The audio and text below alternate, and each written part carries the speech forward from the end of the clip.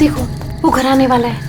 उसकी तरफ देखना भी मत। हाँ, मैं तो जोर से भाग लूंगा आंखें बंद करके बस। हाँ, और फिर कहीं गिर जाएगा टकरा के। तो फिर मैं करूं क्या? जब भी उस घर की तरफ देखो तो वही एक अजीब सी परछाई डांस करती हुई। चलो चलो। अरे वो देखो, 2 दिन से वो आदमी एक ही जगह पर खड़ा है। अरे आदमी नहीं है, आत्मा है, आत्मा। हाँ, लगता है आत्मा अटक गई है। लेकिन ये है कौन? ये यहाँ तो वो बुढ़िया रहती थी, वो आजकल दिखाई नहीं देती। शायद मर गई है या कहीं गायब हो गई है। अरे तो फिर यार, कौन रहा है? उसकी तो एक भतीजी भी थी। अरे हाँ, दोनों यही रहती थी। अब दोनों की दोनों गायब है, लेकिन कहाँ? पकड़ो यार, आज मैं देख के ही आता हूँ क्या है। क्या? आ रहा हूँ। समर प्लीज, पागल हो गया क्या? समर, अरे रुको ना, मैं आ रहा हूँ। प्लीज रुको, मैं आ रहा हूँ। ओके। क्या कर रहा है तू? इसको ना कुछ ज्यादा हीरो बनने की आदत है। समर प्लीज मत जाओ। Summer, summer, summer, summer.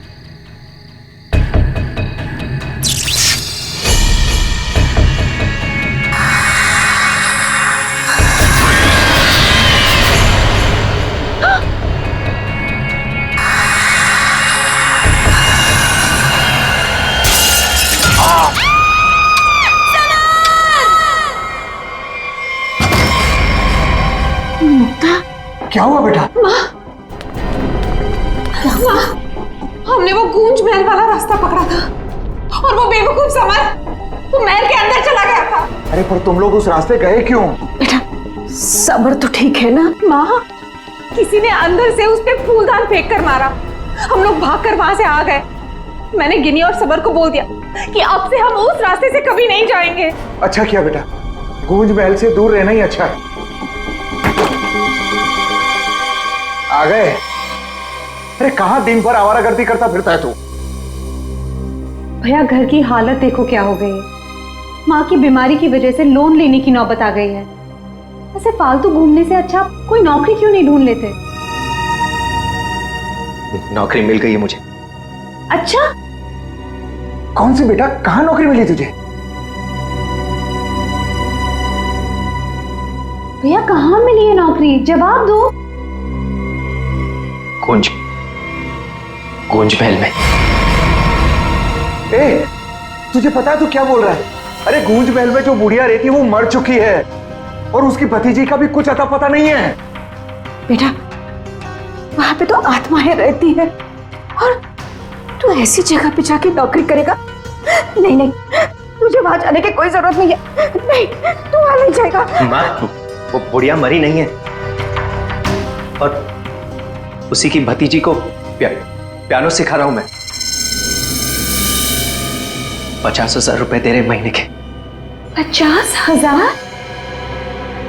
Music सिखाने के इतने सारे रुपए? माँ, मैं ये 50,000 रुपए एडवांस। अब हमारी सारी मुसीबतें खत्म। भैया, पता है आज रात को हमारे साथ क्या? म्यूजिक सिखाऊंगा मैं पैसे कमाऊंगा। म्यूजिक सिखाऊंगा, पैसे कमाऊंगा। ये लड़का कभी किसी की नहीं सुनता, तुम देख लेना। कोई न कोई मुसीबत ला के रहेगा एक दिन ये। बल्लू को नौकरी मिल गई और उसने मुझे बताया भी नहीं। और ये ऐसे अजीब से बर्ताव क्यों कर रहा है? वो देखो, देखो कैसे अपने आप से बातें कर रहा है। पता नहीं किससे बातें करते रहता है। बल्लू, बल्लू। हाँ हाँ हाँ, मुझे जाना होगा समर। बल्लू, हमारी बात तो सुनो। मुझे काम के लिए लेट हो रहा है। गूंज महल में मेरा इंतजार हो रहा है। बल्लू, बल्लू, मेरी बात सुनो, वहां मत जाओ। मैं नहीं जानता कि तुम क्या कर रहे हो, लेकिन वहां जान का खतरा है। ये देखो मेरे साथ क्या हुआ है।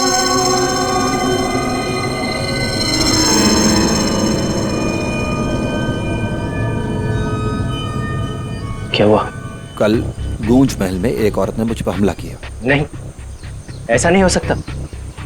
वहां तो सरिता आंटी और उनकी भतीजी ईशा रहती है। वो बहुत अच्छे लोग हैं, ऐसा नहीं कर सकते। मुझे लेट हो रहा है, मुझे जाना होगा। अरे भैया मत जाओ, वहाँ खतरा है भैया।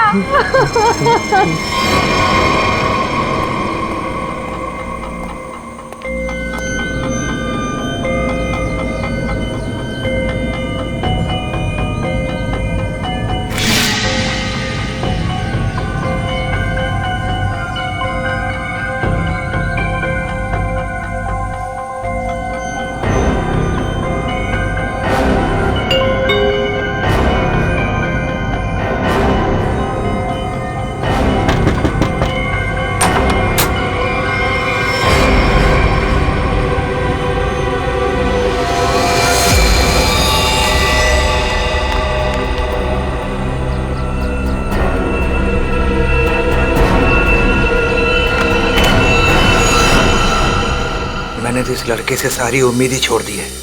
पता नहीं कैसी नौकरी है भी या नहीं।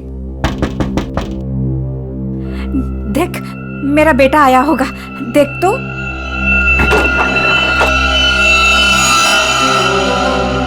भैया भैया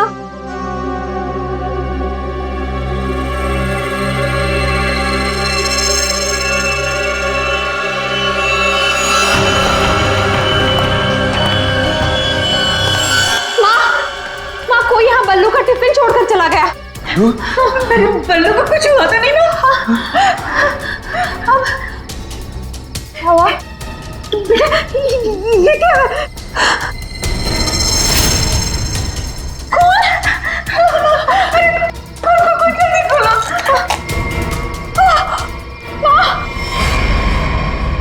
ये है वो गूंज महल जहाँ पे आपका बेटा बलविंदर यानी बल्लू कल आया था और उसके बाद से वो वापस नहीं आया। यहाँ पे दो औरतें रहती हैं, एक बुजुर्ग औरत सरिता देवी और उसकी भतीजी ईशा है। और आप लोगों के हिसाब से वो लोग कुछ अजीब है, राइट? सर ये पूरा घर ही अजीब है। यहाँ की खिड़कियों से रोशनी चमकती है, साए दिखते हैं, यहाँ से गुजरने वाले लोगों पर चीजें फेंककर हमला करते हैं। पता नहीं मेरा भाई कैसे फंस गया यहाँ। बल्लू यहाँ नौकरी करता था? जी हाँ, और इसी घर से मेरे बेटे का खाने का डिब्बा वापस आया था, खून से भरा। और सर जब पता लगाने के लिए मैं अपने दोस्तों के साथ यहाँ आई थी तो हमने दरवाजा खटखटाया, आवाजें लगाई, डोरबेल बजाया, लेकिन किसी ने जवाब नहीं दिया। सर यहाँ मेरे बेटे के साथ जरूर कुछ हुआ है, उन लोगों ने जरूर कुछ किया है। सर प्लीज मेरे बेटे को बचा लीजिए।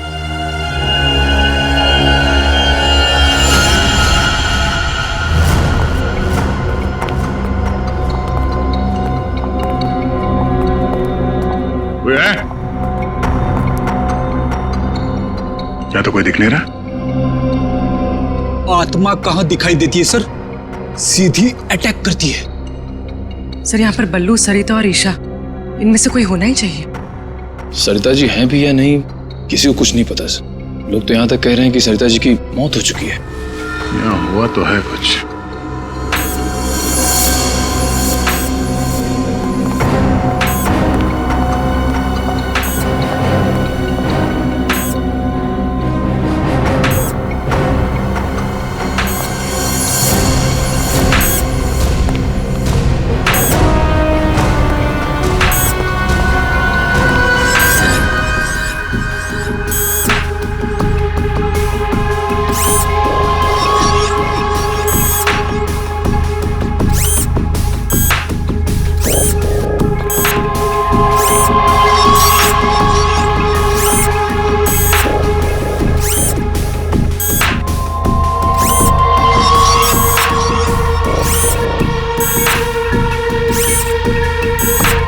सर ये क्या है तो ये इंसान ही, मगर मैकेनिकल पुतला बना दिया है।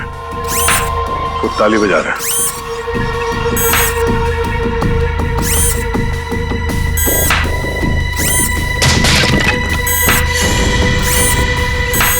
निखिल नजर रखो इस पे, हम लोग देखते हैं।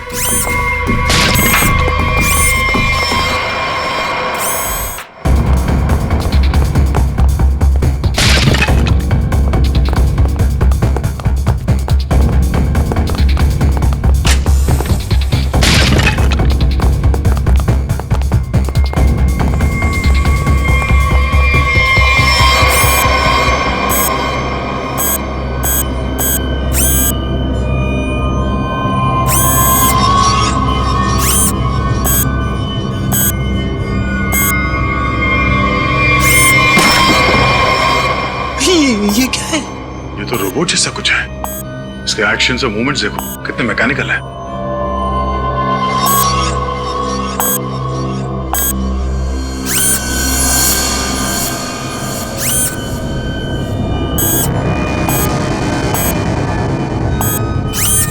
सर ये यहाँ आए कैसे और इन्हें रोकेंगे कैसे? अभी से तो टेक्निकली रोका जा सकता है। ये क्या है? पूरी नजर रखना इसमें।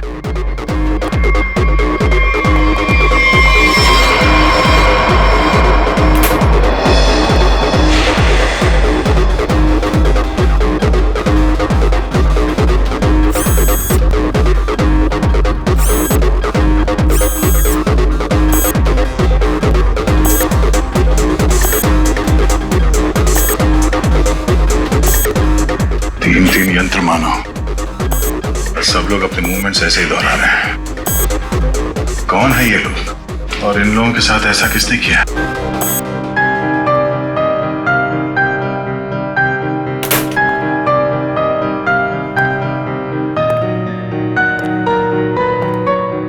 बलवंत,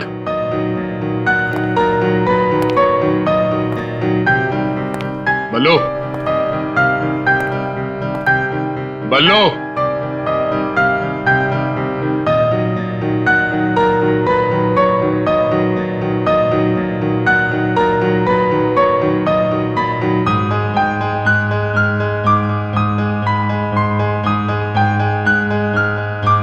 बात नहीं करनी।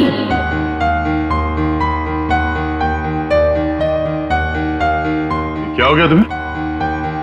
और तुम ये लड़की की आवाज में बात क्यों कर रहे हो? और ये तुम्हारे कपड़ों पे ये खून कैसे? हाँ? बल्लू इधर देखो, मैं तुमसे कुछ बात कर रहा हूं, मेरी तरफ देखो।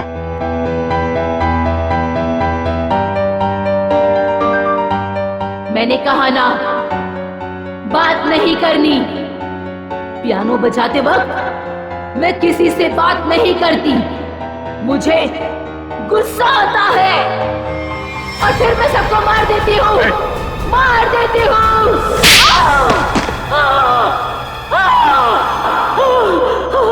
बोलो, बोलो। एक्सक्यूज मी, कौन हो तुम?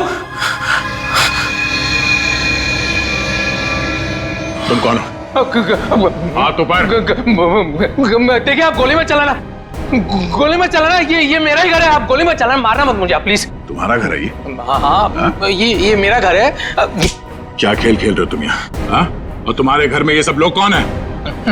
शायद ह्यूमन मशीन्स है जो तुम्हारे इशारे पे नाच रहे हैं। क्यों? सर ये क्या कह रहे हैं आप? मैं नहीं जानता सर। मेरी कंसर्न क्या आपको बताता हूँ सर। ये मेरा घर है और यहाँ पर जो है ना सर, मेरी सरिता आंटी और मेरी एक कजिन है ईशा, वो रहती है सर। वो कैसी है वो देखने के लिए आया था सर मैं। That's my only concern. ये कौन है मैं नहीं जानता। आप कौन? सीआईडी। सीआईडी? मेरा नाम आकाश है। मैं सूरत में रहता हूँ सर, और यहाँ पर है ना हर 2-3 महीने में एक बार आता रहता हूँ। सर प्रॉब्लम क्या हुई मैं आपको बताता हूँ। उनका फोन है ना स्विच ऑफ आ रहा था, तो मुझे पता नहीं चल रहा था कि क्या हुआ है। और फिर अब यहाँ पर आकर देखता हूँ तो आपको यहाँ पर ये इसके शर्ट पर खून लगा है। सर मेरी आंटी और ईशा को इसने कुछ किया तो नहीं ना सर? इसने मार तो नहीं डाला ना उन्हें सर?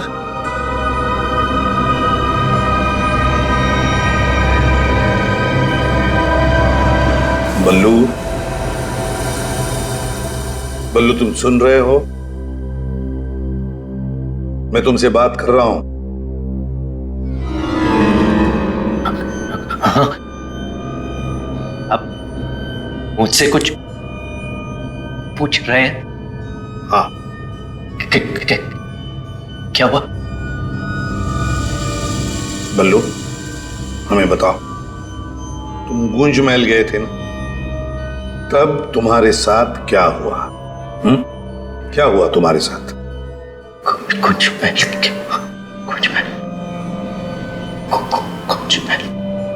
तुम ईशा को म्यूजिक सिखाने गए थे ना वहां पे? वहां पे क्या हुआ था? सरिता और ईशा कहाँ हैं? सर सर मुझे समझ नहीं आ रहा है कि आप लोग इसे इतना प्यार से क्यों पूछ रहे हैं। He's a criminal, criminal। Sir इसी ने मेरी आंटी और ईशा को कुछ किया है, और वहां पर आपको जो इंसानी पुतले मिले थे ना, सब इसी का किया धरा है। शक तुम्हारे ऊपर भी है। तुम्हारे घर में मौत का खेल चल रहा था और तुम्हें मालूम तक नहीं।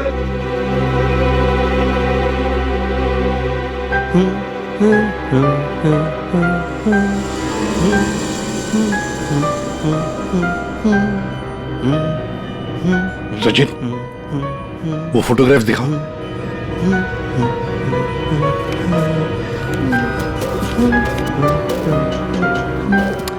इन तस्वीरों को ध्यान से देखो, बताओ कौन है ये लोग और इनका ये हाल किसने किया?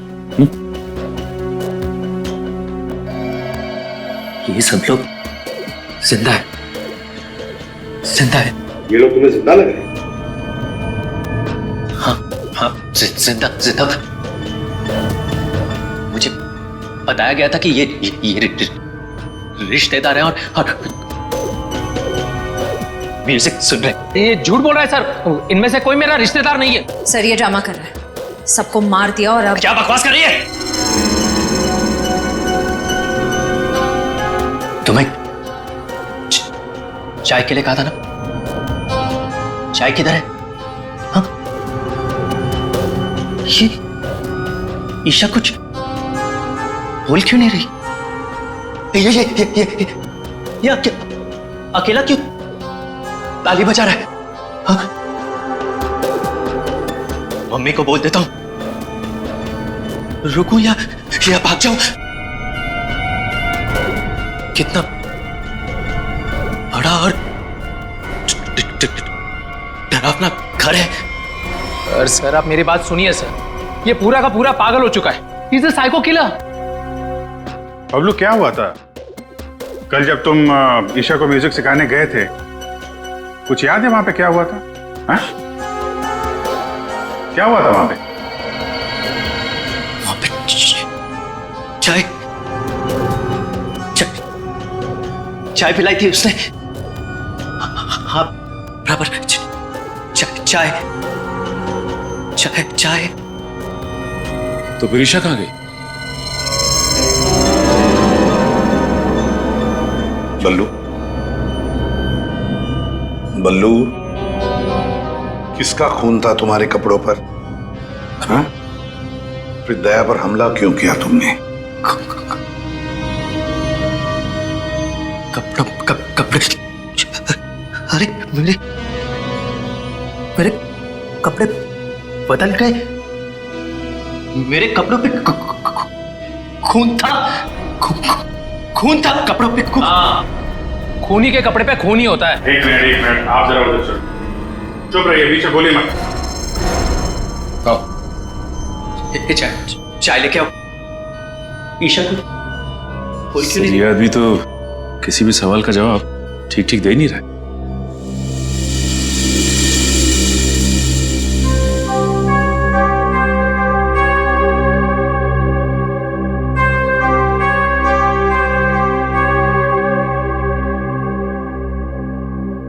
अभिजीत, इस बल्लू की मेडिकल जांच करवाते हैं, पता तो चले ड्रामा कर रहा है या वाकई इसके दिमाग के साथ कोई प्रॉब्लम है।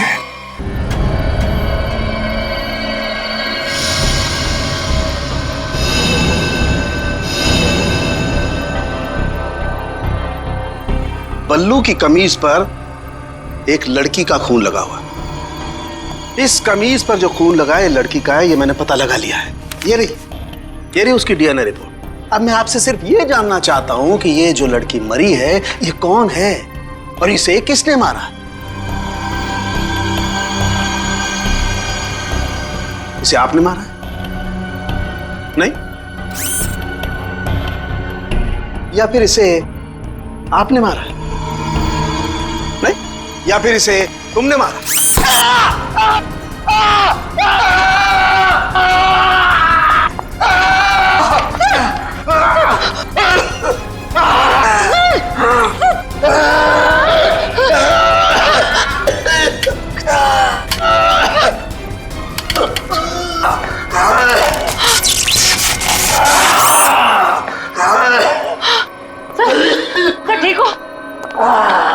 ठीक हो गॉड।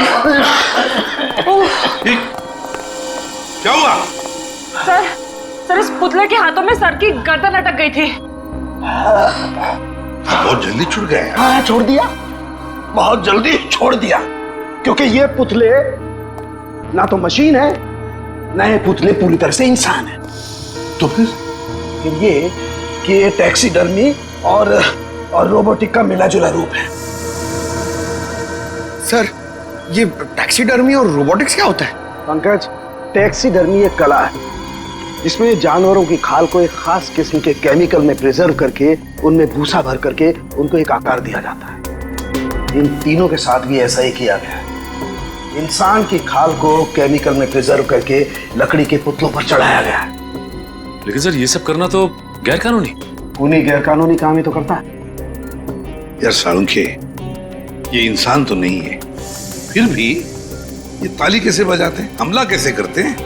इन तीनों के दिमाग में एक मशीन फिट कर दी गई है।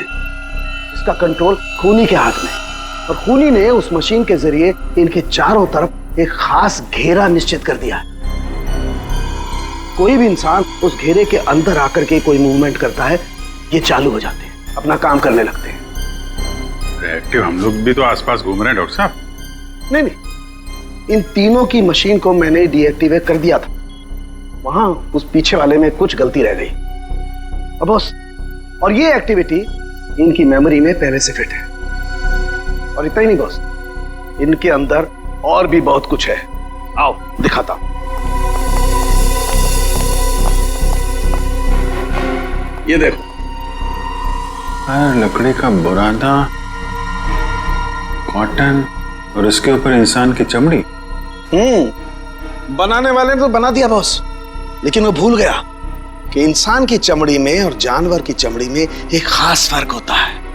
इंसान की चमड़ी जानवर जैसी मोटी नहीं होती है, इसीलिए उसे कितना भी केमिकली ट्रीट कर लो, कितना भी केमिकल में डाल लो, वो इंसान की चमड़ी जैसी नहीं रह सकती है। इसीलिए इनकी चमड़ी जो है जगह जगह से सिली हुई। फिर भी टिक नहीं रही है।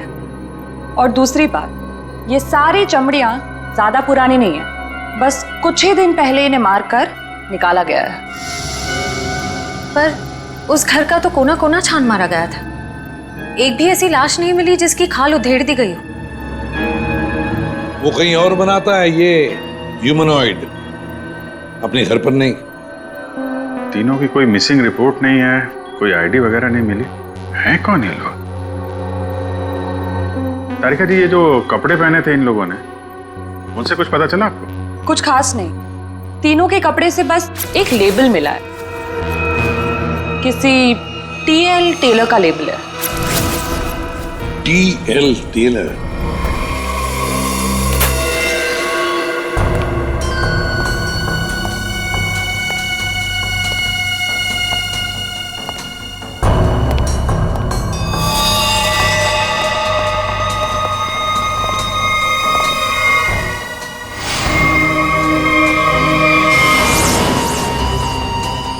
चाकू मारा कैसे? सर, बल्लू के कपड़े पे जो खून के छींटे थे, कहीं इस लड़की के तो नहीं? ये तो बल्लू ही बताएगा। मुंजी, असली बात ये है कि गूंज महल में से एक लाश मिली है हमें, एक लड़की की लाश। ये है वो लड़की। क्या आप जानते हैं इसे? किन्नी है ये, मेरे बेटे की दोस्त। ये मर गई क्या? तो ये बल्लू उस लड़की को जानता था सर? और मोहन जी, बल्लू के कपड़ों पर गिनी का खून है। मोहन जी, आप प्लीज थोड़ा वेट करिए, हम आपको बुलाते हैं। एसीपी सर, मैंने बल्लू की सारी रिपोर्ट्स पढ़ ली हैं। डॉक्टर सालुंखे से भी बात हुई मेरी। बलवंत के खून में ऐसे ड्रग्स हैं जिससे इंसान सच और झूठ के सपने के अंतर को नहीं समझ पाता। उसे उस वक्त जो कहा जाए उसे वही सच लगता है। तो क्या डॉक्टर साहब, ये बलवंत ड्रग के इन्फ्लुएंस में किसी को मार भी सकता है? जी, ऐसा हो भी सकता है और नहीं भी। हमने बलवंत को कुछ मेडिसिन्स दी हैं। आधी बेहोशी की हालत में हम बलवंत के दिमाग के माध्यम से वापस गूंज महल जाएंगे। क्या तुम मुझे सुन पा रहे हो बल्लू? हाँ। गुड। अब एक काम करो, अपनी आंखें बंद करो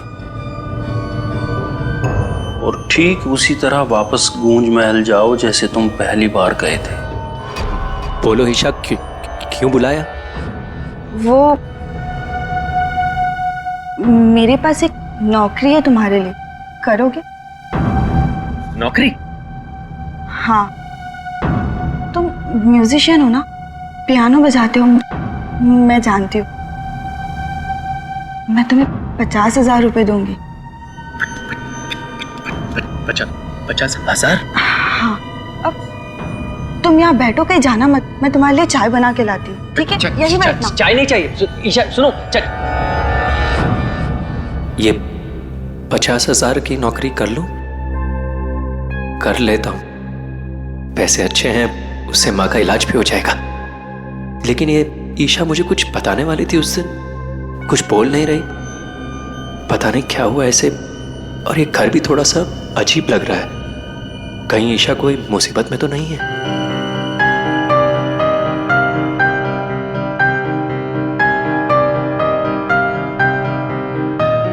शायद यही ईशा की आंटी है, Sarita ji. Excuse me ma'am. Hello. अच्छी ट्यून है।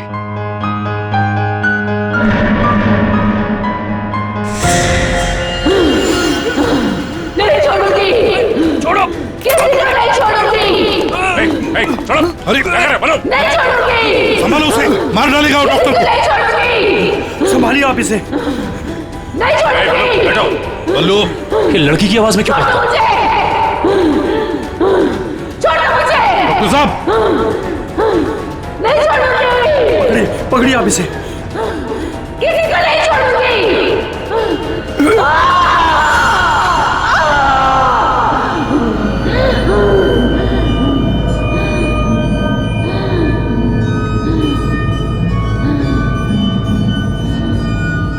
नहीं छोड़ूंगी, अब किसी को नहीं छोड़ूंगी। पुतला बना दिया, परेशान कर दूंगी। बची हुई बॉडीज मछलियों को खिला दूंगी।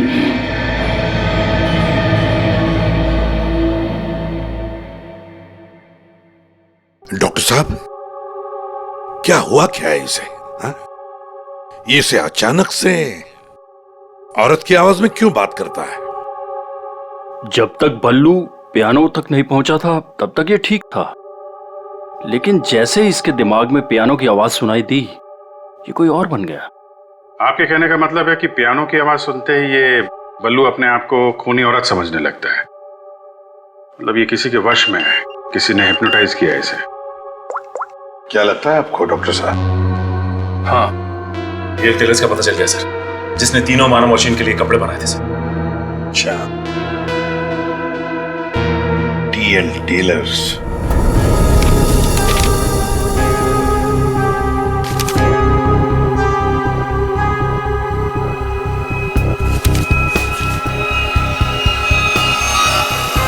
सब्जी? हाँ, अभी आया। देखिए सर, ये ऑर्डर एलपी प्रोडक्शन का है। 19 दिसंबर 2015 को कपड़ा दिया था और 1 जनवरी 2016 को 5 कॉस्ट्यूम और नाप भी है, और ऑर्डर देने वाली का नाम भी है, रॉबी का, और फोन नंबर भी है सर। 91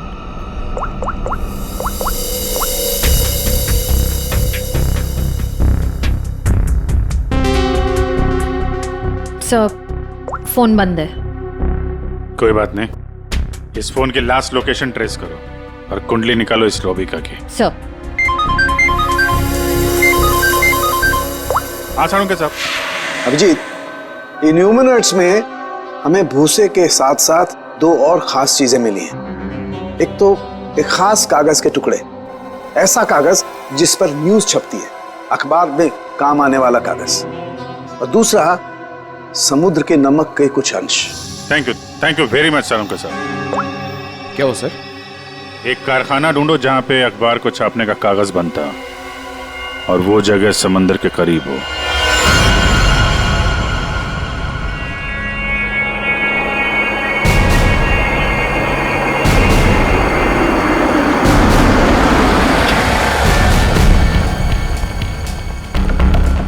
समंदर के किनारे पेपर मिल,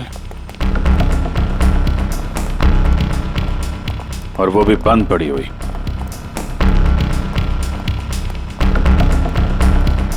सर यहाँ पे ये पेपर और ये पेड़ की छाल और वहां पर कपड़े, यहाँ तो वो हर वो चीज मौजूद है जो मानव मशीन के अंदर भरी गई है। सर हो सकता है उस क्रिमिनल के काम करने की जगह यही हो जहां वो पुतले बनाता था। क्या पता वो अभी भी कहीं आसपास ही हो। मगर वो जगह कहाँ है? यहाँ तो सिर्फ पुतले में भरने का सामान है ना। वो टैक्सी डमी की जगह और वो रोबोट बनाने की जगह वो कहाँ है? पुतलों में भरने का सामान यहाँ है तो वो जगह भी यहीं कहीं होगी। ढूंढो।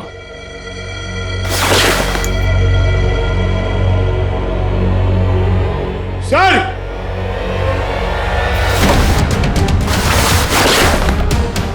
सर! माय गॉड,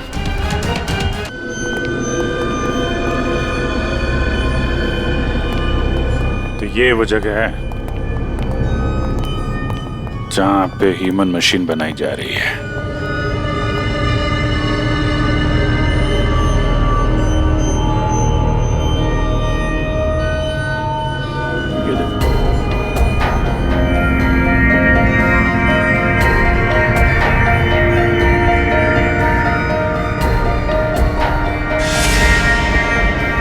पूरा मैकेनिज्म है यहाँ पे।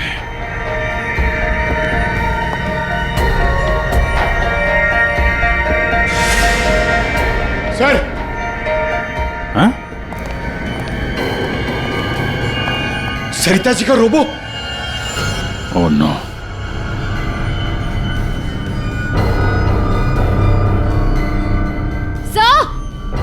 सर जल्दी आइए। सर ईशा, सर खूनी ने इसका सारा खून निकाल दिया है। इसकी सांसें भी बहुत धीमी चल रही हैं। इसको हॉस्पिटल लेके चलो जल्दी। एम्बुलेंस को फोन करो। हेलो। सरिता को तो उसने रोबोट बना दिया, अब इसका भी वो हल करने वाला था।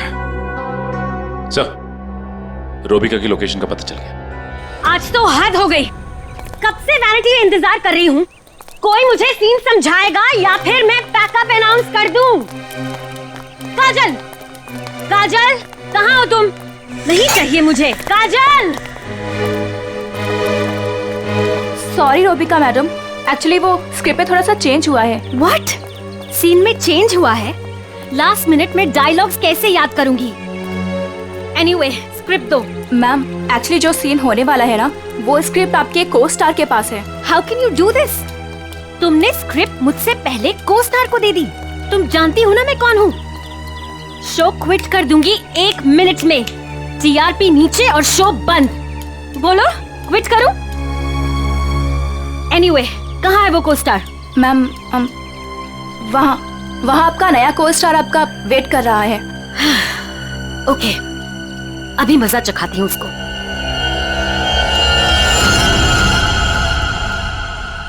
हेलो, कोई है? यहाँ तो कोई नजर नहीं आ रहा।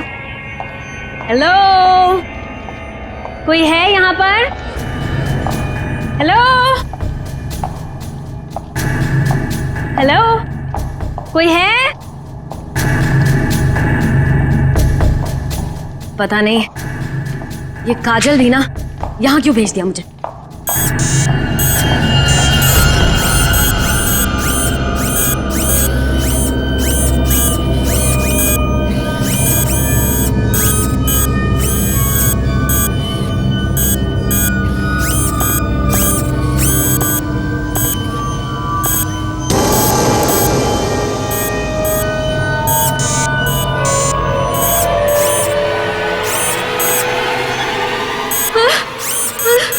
नहीं, नहीं,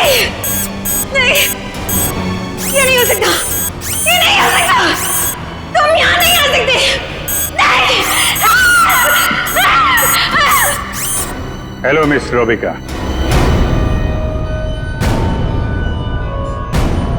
कौन हो तुम सब? और ये सब नाटक क्या है? हमें छोड़िए, आप ये बताइए कि आपने ऐसा क्यों कहा कि ये यहां नहीं आ सकते? आप जानती हैं ना? वो मैं डर गई थी, इसीलिए मेरे मुंह से कुछ भी निकल गया। सच बोलिए, सीआईडी से हम लोग। सीआईडी? जी हाँ। इन मशीनी मानव के पीछे क्या कहानी है? कौन है वो 3 लोग जिन्हें तुमने इस हालत में पहुंचा दिया? ईशा और सरिता के साथ क्यों किया तुमने ऐसा? मैं सामने जरूर हूं, लेकिन इसके पीछे दिमाग किसी और का है। किसका है? लेकिन सर, आपने हम सबको यहाँ क्यों बुलाया है? हाँ सर, मेरी समझ में ये नहीं आ रहा है कि आप लोग किस किस को पकड़ेंगे। कभी बल्लू पर शक, कभी हम लोगों से पूछताछ। आखिर आप लोग चाहते क्या है ना? कुछ तो बताइए सर, ये सब किसने किया है? सारे सवालों का जवाब मिल जाएगा, लेकिन यहां आप लोगों को बुलाया है एक कहानी सुनाने के लिए। कहानी? जी हाँ, कहानी। कहानी एक इंसान की जिसका दिमाग बड़ा शातिर था। उसके दिमाग में एक प्लान पल रहा था, लोगों को मारना, फिर रोबोटिक्स और टैक्सीडर्मी के जरिए उन्हें वापस जिंदा करना। और ऐसे में वो मिला एक खूबसूरत लड़की से, जिसकी एक बेरहम आंटी थी जो उसे बहुत तंग कर रही थी। उस लड़के के दिमाग में एक आइडिया है। उसने उन दोनों को एक बहुत बड़े कोठी में शिफ्ट करवा दिया।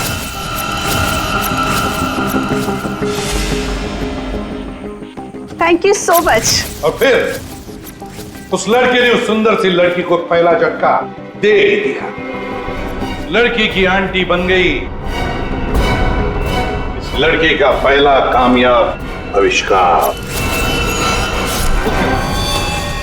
और हैरानी की बात यह है कि वो सब उसके वो दोस्त और कलीग्स थे जो उसके साथ विदेश में काम करते थे। अब हुआ ये कि ये लड़की इस लड़के से बहुत डरने लगी, और फिर उससे बचने के लिए उसने अपने और एक दोस्त की मदद मांगी। ऐसे रो मत, मैं हेल्प करूंगा तुम्हारी। तुम बताओ क्या करना है। और जब खूनी को ये बात पता चली तो बहुत भड़क गया। प्लीज मुझे मत मारो, मुझे छोड़ दो प्लीज। उसने उस लड़की को कैद कर लिया और उसके दोस्त को बेवकूफ बनाया। उसने उसे ये एहसास दिलाया कि ये सब कुछ जो हो रहा है वो उसी की वजह से हो रहा है। तो तुम जैसा बोलोगे मैं वैसा करूंगी, प्लीज मुझे जाने दो। और उस बेचारी लड़की ने अपने मददगार दोस्त के चाय में ड्रग मिलाकर उसे हिप्नोटाइज करना शुरू कर दिया। मैं जैसा बोलूंगी तुम वैसा ही करोगे, मेरी हर बात मानोगे तुम, है ना? दिलचस्प कहानी। सर ये कहानी तो इस घर की और बल्लू की है। हाँ, सरिता, ईशा और उस खूनी की कहानी है ये। लेकिन सर, वो खूनी कौन है? वही तो, खूनी कौन है कौन खूनी?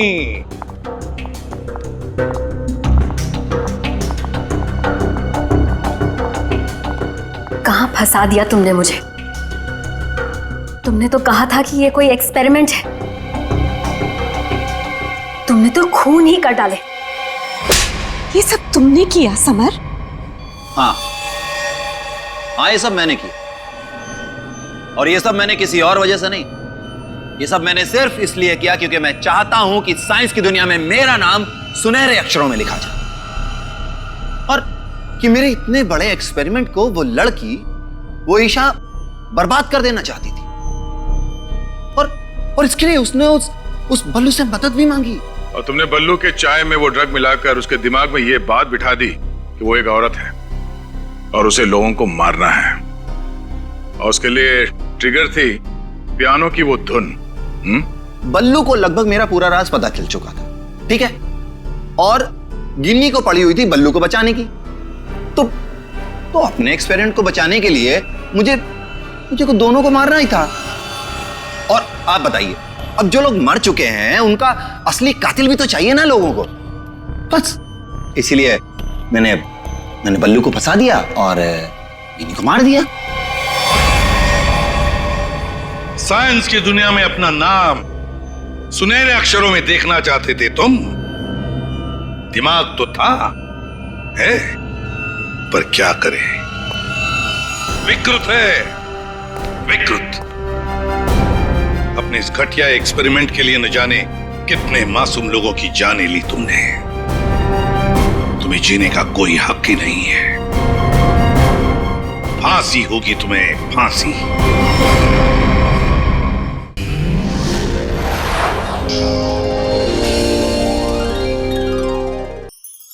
ऐसे और भी मज़ेदार वीडियो के लिए हमारे चैनल को लाइक, शेयर और सब्सक्राइब करें।